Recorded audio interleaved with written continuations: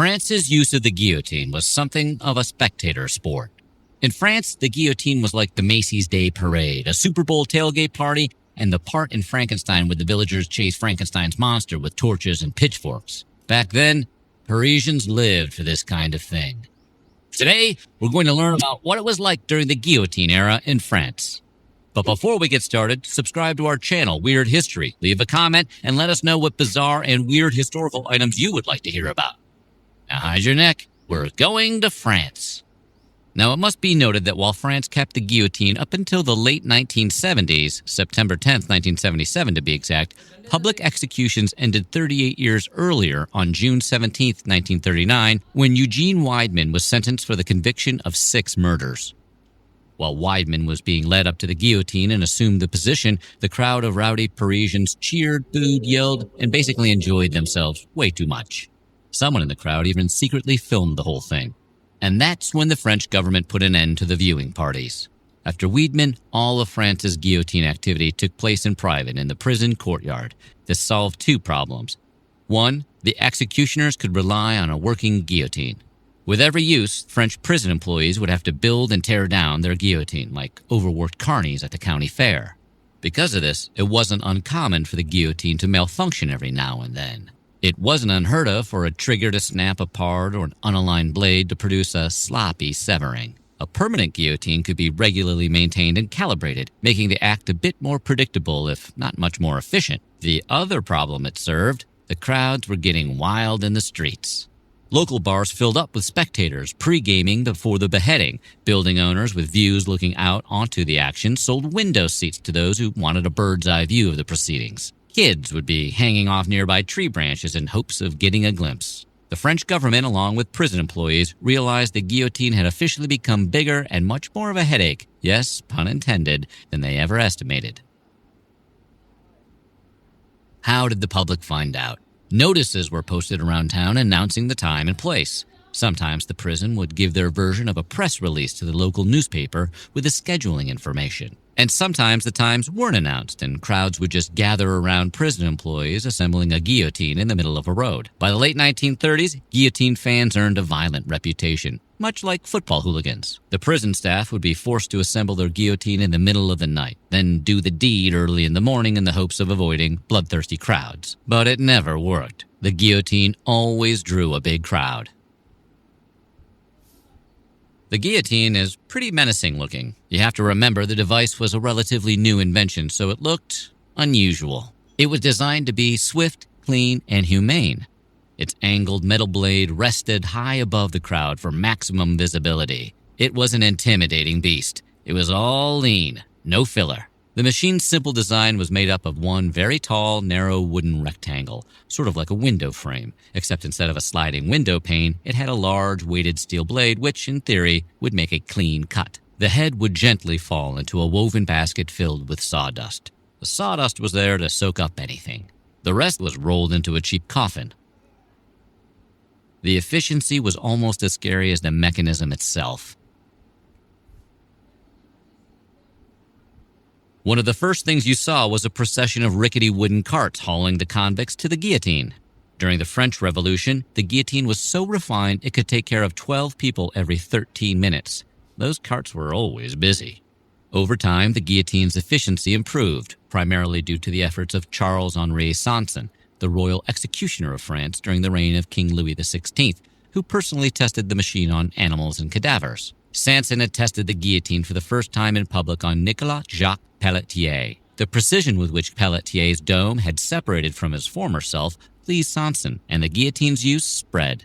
Eventually, the sight of watching French soldiers, called gendarmes, lead these carts around the city filled with convicted criminals was the signal that the guillotine would soon be following. One eyewitness said, "The same carts as those that are used in Paris for carrying wood, 4 boards were placed across them for seats, and on each board sat 2 and sometimes 3 victims. Their hands were tied behind their backs, and the constant jolting of the cart made them nod their heads up and down, to the great amusement of the spectators."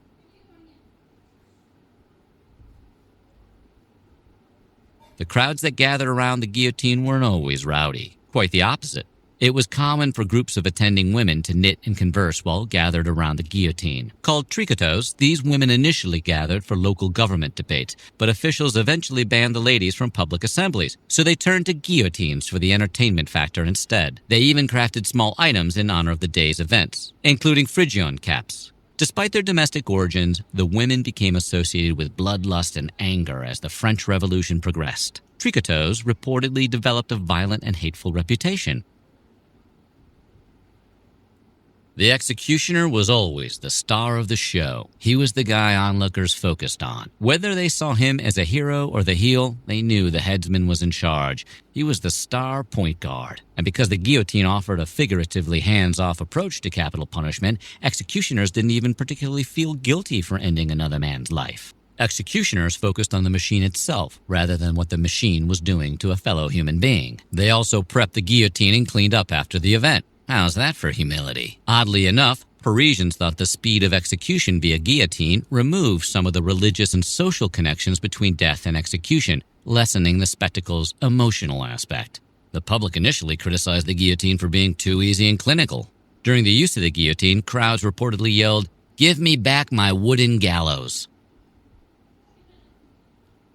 Not always, but sometimes, depending on how many of the condemned were on the day's docket, a person who was about to take the guillotine's angled blade was given the opportunity to say a few last words. Many guillotine victims, but not all, had their last words recorded for posterity. Before his execution in 1793, King Louis XVI gave a speech to the crowd, telling them, "I die innocent of all the crimes laid to my charge. I pardon those who have occasioned my death. And I pray to God that the blood you are going to shed may never be visited on France." Officials expected the condemned to remain stalwart in the face of death, but not all abided by this. Louis XV's mistress, Madame du Barry, begged the crowd and perhaps her executioner to give her one more moment. Marie Antoinette, by some accounts, uttered her final words as an apology to her executioner for having stepped on his foot. While the invention of the guillotine was supposedly more humane and less bloody than other methods, crowds still attended expecting to see gore. They weren't all showy, but there were some executioners who really liked to feed into the crowd's need for blood and gore. These particular executioners often triumphantly held up the head of the recently chopped for the masses to see. When Charlotte Corday died via guillotine in 1793, the executioner held up her head and slapped her cheeks, reportedly making her face blush. A spectator wrote about this incident, noting that the eyes seemed to retain speculation for a moment or two, and there was a look in the ghastly stare with which they stared upon the crowd, which implied that the head was aware of the ignominious situation. The amount of gore on guillotines caused horrible odors, prompting the residents within its proximity to complain. Sometimes the condemned prisoner's blood became cherished, such as when crowds rushed to dip their handkerchiefs in the sanguine mess left by King Louis XVI. The guillotine may have changed the spectacle of death, but it didn't eliminate it. How do you think you'd react to the scene at a guillotine? If you were the average Parisian, there's a good chance you might faint or vomit. Albert Camus wrote about his father's experience witnessing the guillotine, something that caused the man to throw up and never speak of the event again. According to Albert's Reflections on the Guillotine, written in 1957, his father watched as a convicted murderer in Algiers died via guillotine during World War I.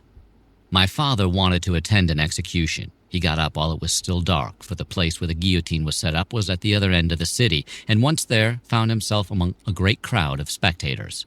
He never told us what he saw that morning. My mother could only report that he rushed wildly into the house, refused to speak, threw himself on the bed, and suddenly began to vomit." So what do you think? Was the guillotine humane? Let us know below and check out some of these other videos of our weird history.